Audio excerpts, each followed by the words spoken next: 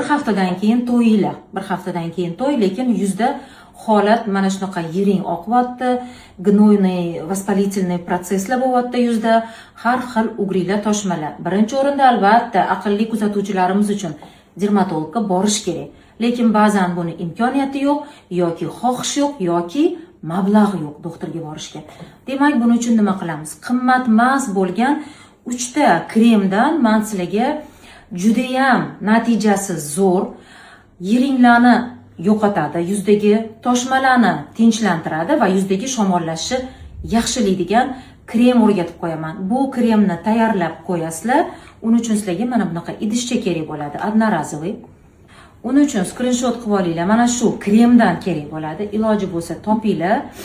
Demak, bizga pantenol kerak bo'ladi, обязательно yoki bepanten. 5% borniy kislota, ya'ni borniy mays kerak. 1 choy qoshiqdan har porsiyada solinadi.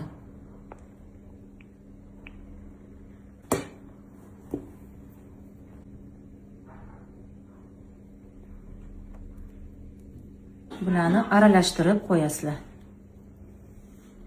Yaxshilab mayzlarni aralashtiramiz. Bu narsani o'rtoqlar 1 hafta davomida yuzingizga surasizlar. Faqat yuzinglarni yaxshilab yuvib olasizlar va mana shu mayzni surib yotasizlar yuzingizga. Lekin bir mahaldan boshlab turib, agar natijani ko'rishni boshlasanglar, 1 haftadan keyin 2 mahalga o'tsanglar bo'ladi.